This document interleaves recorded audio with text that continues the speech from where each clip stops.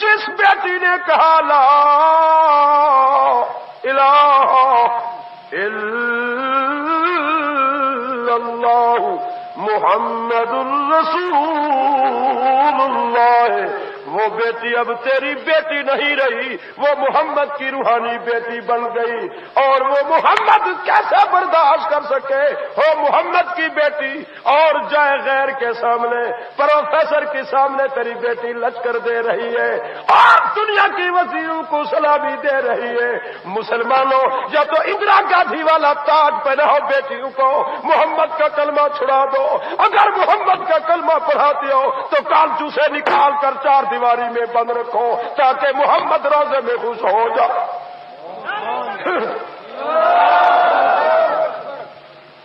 تمہیں شرم ہونی چاہیے۔ میں تم سے پوچھنا چاہتا ہوں، نبی کی بیٹی تو دستخط نہیں کر سکتی تھی، کوئی عالم ثابت کر دے کہ نبی کی بیٹی دستخط کر سکتی تھی؟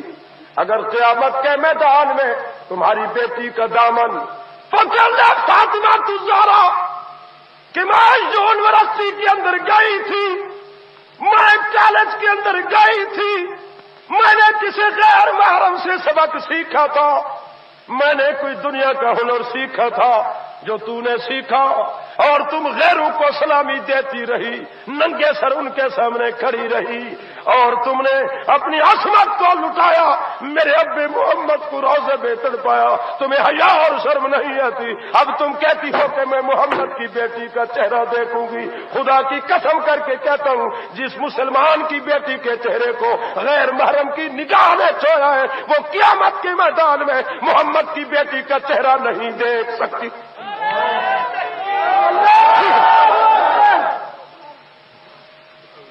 یہ بات تو تم کو کون بتلائے گا؟ مجھ سے سنو، تم تو انتظار کرو گے، تمہیں کڑوی لگے گی، یہ کیا مسئلہ؟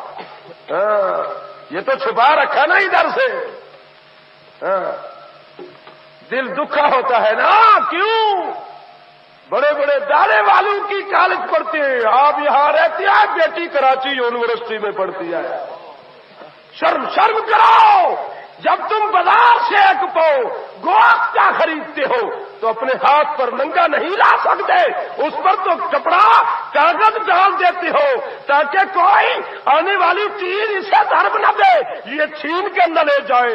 ایک پاؤ کو تو ڈھانپ کر لے آئے، 1.5 من کو ننگا چھوڑ دیا، اس کا تو کوئی رکھوالا نہیں۔ تم اپنی مرضی پر چلو اور تم اپنی مرضی پر آؤ اور جاؤ، تمہیں شرم ہونی چاہیے۔ جس نبی نے یہ فرمایا کہ خبردار صدیق، تم نے شیطان کو مویا ہوا سمجھا ہے کہ وہ مر گیا ہے، یعنی نبی کا حکم یہ ہے کہ جس مکان کے اندر بالغ بیٹی کھڑی ہے اس مکان کے اندر باپ اپنی بیٹی سے اکیلا نہیں کھڑا ہو سکتا۔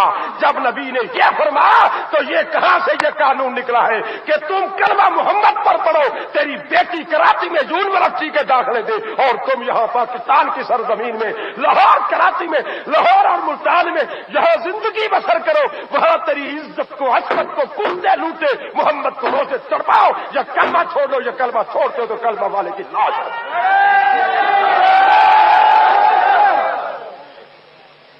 یہ کیا ڈھونگ رہے چارک؟ یہ عذاب کیوں ہے؟ یہ قہر خدا کیوں ہے؟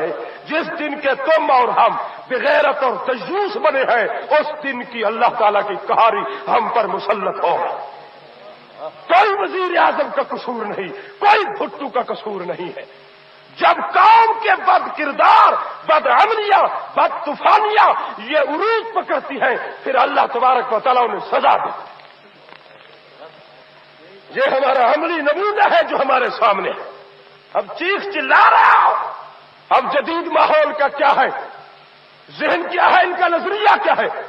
یہ کہتے ہیں کہ بیٹی اور نوجوان جیسے امریکہ اور برطانیہ میں ہاتھ پکڑ کر اپنے دوست کا چلتی ہے، پاکستان کے جدید ماحول کی دنیا اب یہی نظریہ قائم کر رکھا ہے، مولویوں اس درد کو چھوڑ دو کہ جس سیٹ پر ایک مرد بیٹھا ہے اس پر عورت نہیں بیٹھ سکتی، مولویوں تم کامیاب نہیں ہو سکتے، دل پاک ہو، بیٹھنے دو اس عورت کو۔ میں نے جواب دیا اگر تمہاری بہن ہو تم میرے ساتھ بیٹھنے دو گے؟ اس نے کہا میں بیٹھنے دوں گا۔ میں نے کہا یہ یہودیوں کا مسلک، یہ یہودیوں کا عقیدہ مقدس تمہیں نصیب ہو، ہم محمد کے غلام ہیں، جب تک جیے گے بیٹی کو بیٹی سمجھے گے، غیر کو غیر سمجھے گے۔ مفتی کی عزت، مفتی کی آبرو کیوں اچھی نہیں لگتی؟ یہی بات ہے، مفتی نے محمد کی شریعت کے تاج کو لے رکھا ہے۔ ہاں وہ کہتا ہے تمام مسلمان کی بیٹیوں کو برقع دے دو۔ چند دن وزارت آئی، خدا کی قسم میں نے جا کر کے دیکھا تھا، پشاور کے اندر ایک عورت نہیں چل سکتی تھی، اگر چل رہی تھی تو جٹی۔ لوگوں نے کہا کہ یہ کسان کی گھر والی ہے جس نے زندگی تک برقع نہیں پہنا، برقع بھی پہنا ہوا تھا پر خامد کو بھی نار رکھا ہوا تھا، گزر رہی تھی رات۔ لیڈروں کو یہ فکر لگ گئی کہ مفتی اعظم نے اسی طرح یہ چلتا رہا تو ہماری بیگمات کو بھی برقع پہننا پڑے گا۔ یہ ہے مرید بیگمات کے، اس لیے انہوں نے تنگ کر دیا ہم نہیں پہنیں گے برقع۔ مفتی صاحب نے فرمایا تھا اگر بیگم نصرت آئے تو برقع پہن کر آئے، اگر بٹو تم آؤ تو شراب وہیں پی کر آنا، یہاں آنا ہے تو روزہ رکھ کر آنا، تراویح بھی پڑھنی پڑے گی۔ کون ہے اور کیا ہمارا قصور؟ ہم نے کون سا تمہارا مال لوٹا ہے اور ہم نے کون سی برائی تم سے کی ہے جو ہم کڑوے لگ گئے؟ ہم سیدھی بات کہتے ہیں کہ تم لوگوں کی عزت و عصمت پر ڈاکے مارتے ہو اور لوگ تمہاری عزت کو لوٹتے ہیں۔ ہم کہتے ہیں کہ تمہاری عزت محفوظ ہو یا نہ ہو۔ کس پر کلمہ پڑا؟ سبز گنبد والے پر۔ ہے سنا نوجوانوں، خدا کی قسم کر کے کہتا ہوں، قرآن کیا کہہ رہا ہے؟ وَنِسَاءِ الْمُؤْمِنِينَ وَنِسَاءِ الْمُؤْمِنِينَ۔ وہ کون مومنہ؟ ان المسلمین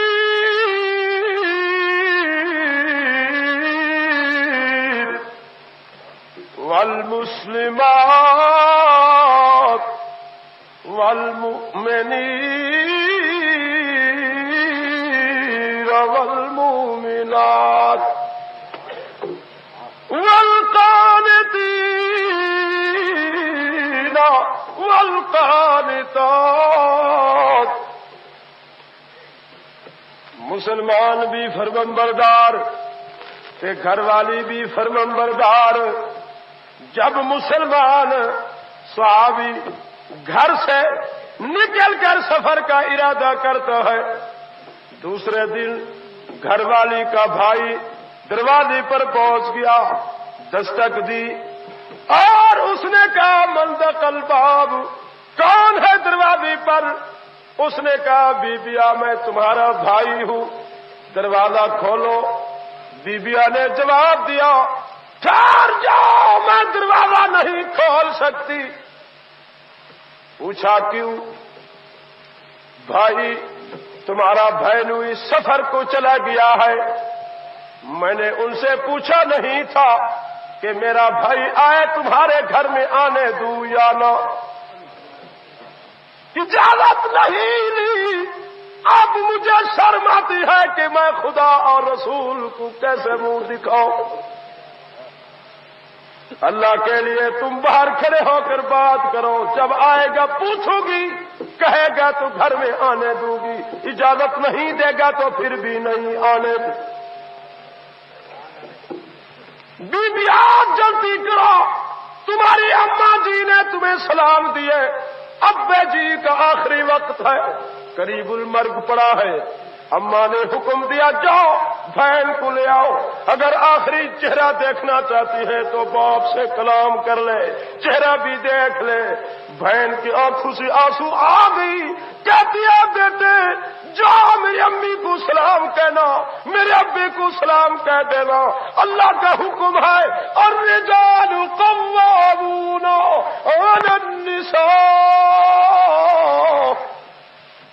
بما فضل اللہ بعضهم علی بعض وبما انفقوا من اموالهم فالصالحات قانتات حافظات للغیب بما حفظ اللہ۔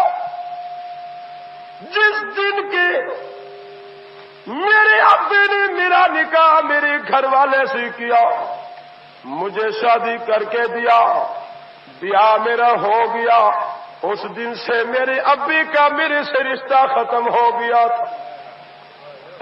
اب میرا رشتہ میرے سردار سے ہے۔ 14ویں صدی کی ماں تم بھی سن لو،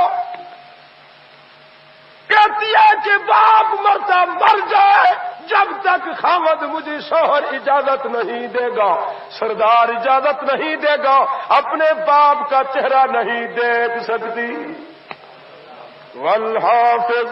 والحافظون لحدود اللہ۔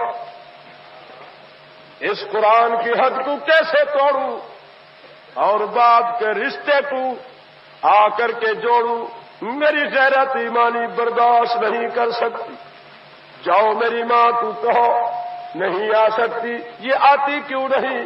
کہتی ہے بھائی بات سنو، میں فاطمہ الزہرا کے گھر میں گئی اور محمد کی بیٹی نے مجھے ایک بات کہی، میں نے سنی، دل سے دل و دماغ پر بیٹھ گئی، اسی دن سے میں نے توبہ کر لی۔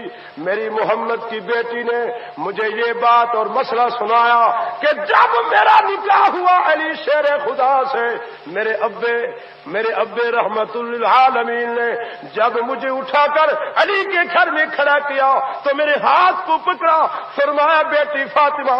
میں نے کہا جی ابا۔ بیٹی اب تیرا نکاح علی سے ہو گیا، اب میرے سے رشتہ ٹوٹ گیا ہے، اب تیرا سردار علی ہے، تو علی کی خادمہ خدمتگار، علی تیرا سردار اور حاکم ہوگا، تو علی کی محکومہ ہے۔ اگر علی حکم دے فاطمہ محمد کی بیٹی اٹھ یہاں سے، یہ پتھر یہ پہاڑ پر ہے، یہ پہاڑ اٹھاؤ اور اس پہاڑ پر رکھو، ساری رات پتھر اٹھاتے گزار دینا بیٹی، مگر علی کی بات کو رد نہ کرنا۔ میں چپ کے سن رہی تھی۔ دوسری دفعہ میرے ابا نے فرمایا بیٹی اگر میں تیرے گھر میں آ جاؤں اور حکم دوں اٹھ بیٹی چل خدا کی کعبے کا طواف کروں، بیٹی جی ابا جب تک تمہیں اپنا سردار علی اجازت نہ دے تم ابے محمد کے ساتھ چل کر خدا کی کعبے کا طواف بھی نہیں کر سکتے۔ میں عرض کرنا چاہتا ہوں محمد کی بیٹی تو بغیر اپنے سردار علی کی اجازت کے محمد رحمت للعالمین ابی کے ساتھ کعبے کا طواف نہیں کر سکتی۔ تمہاری ہماری مائیں اور بہنیں تو بغیر تمہاری ہماری عدم موجودگی کے بازار کے سودے بھی خرید کر سکتی ہیں اور سکھر کا دورہ بھی لگا سکتی ہیں، بازار سے کپڑے بھی خرید کر لا سکتی ہے، سینما پر جا کر کے تفریح و سیر بھی کر کے آ سکتی ہے، سخی سرور اور دعابی کے میلے بھی بھگتا سکتی ہے، پاک پتن کی موریاں بھی گزر سکتی ہے، حاجی پور کی دریا بھی گزر سکتی ہے، مسلمانوں اور سرنگے بازار میں تفریح بھی کر سکتی ہے۔ کیا میں کیا سمجھوں تم مسلمان ہو یا یہودی ہو؟ اب مجھے یہ کہنا شرم آتا ہے کہ تم کون ہو؟ آپ تم بتاؤ، یہودی ہنس رہا ہے، آج آج یہودی یہاں پاکستان میں موجود ہے، لاہور کے اندر جا کر کے دیکھو، یہودی کی لڑکی اور مسلمان کی لڑکی میں تمیز نہیں ہوتی، امتیاز نہیں ہوتا، مسلمان کی بیٹی کون سی اور یہودی کی کون سی۔ جاؤ تم صدر بازار گوریا اور گوریا صدر امپریس مارکیٹ کراچی میں چلے جاؤ، وہاں مسلمان اور یہود و نصارہ گوریا کی اولاد بھی چل رہی ہوتی ہے، مسلمان کی بیٹیاں بھی چل رہی ہے، میمنو اور کھوجو کی جو عاشق کے رسول کہلواتے ان کو دیکھو، یہودیوں کی عورتوں کو دیکھو، اللہ کی قسم مسلمان اور یہودیوں کی پہچان نہیں ہوتی۔ میں تو کراچی میں چلا گیا، اب یہاں دیکھ لو، ایک یہودی کے بچے کو کھڑا کر دو، مسلمان کی بیٹی کو کھڑا کر دو، اس کی بھی ہے پی شکل، اس کی بھی ہے پی شکل، اس کی بھی یہاں قلم، اس کی بھی یہاں قلم، اور اس کی بھی بال ہے، اس کے بھی بال ہے، مگر دیکھ لو اس کی شکل کو اس کی شکل کو بس اتنا فرق ضرور ہوگا، اس کا چمڑا ککا بھورا ہوگا، یہ گند منگا ہوگا، یہ چمڑے سے پہچانا جائے گا کہ یہ پاکستانی سرزمین کی پلیت زمین ہے، یہ اتفاقی نسل ہے اور یہ یہودی نسل ہے جو ککا اور بھولوں کی طرح ہے۔ مسلمانوں، اب جب ہم یہودی رنگ استعمال کر رہے ہیں، مگر وہ قرآن تو کہتا تھا، کہہ رہا ہے فلما آتوا عما نهوا عنه قلنا لهم كونوا قردة خاسئين، وہ بھی امتی تھی نبیوں کی، صبح کو گناہ کرتے تھے، رات کو انہوں کی شکل خنزیروں ورگی ہو جاتی تھی، وہ بادر اور بگڑے ہوئے ریچھ بن جاتے تھے۔ ہم ماؤں کے ساتھ فیل کر رہے ہیں، بیٹوں کے ساتھ فیل ہو رہا ہے، لواطت ہو رہی ہے، شراب پیا جا رہا ہے۔ اللہ کی قسم کر کے کہتا ہوں، حیوانوں سے انسانوں سے ایسے ایسے گناہ ہو رہی ہے جو آدم سے عیسیٰ تک کسی قوم کے اندر ایسے گناہ نہیں تھے جو اس وقت محمد کی امت کر رہی ہے۔ ان کی شکلیں بگڑ گئی، ہماری شکل کیوں نہیں بگڑی تھی؟ باپ کیا ہے؟ ہم کس باپ کی مولی ہے؟ ہماری حیثیت کیا ہے؟ یاد رکھنا، ما کان اللہ لیعذبہم وانت فیہم، یہ محمد امت میں موجود ہے۔ اللہ کی غیرت کو ہم چیلنج، قبر کی چار دیواری میں جائے گا، چار دیواری پھر کر ہریوں کو یہ پیس کر یہ پوچھے گی بتاؤ، اور وہاں تمہاری یہ شکل مست ہو جائے گی، پھر تمہاری قسمت، یہ پھر تمہاری زندگی کے کردار پر اللہ تبارک و تعالیٰ اس شکل کو بنائے گا۔ مسلمانوں یاد رکھ لو، خدا کی قسم کر کے کہتا ہوں کہ پچھلے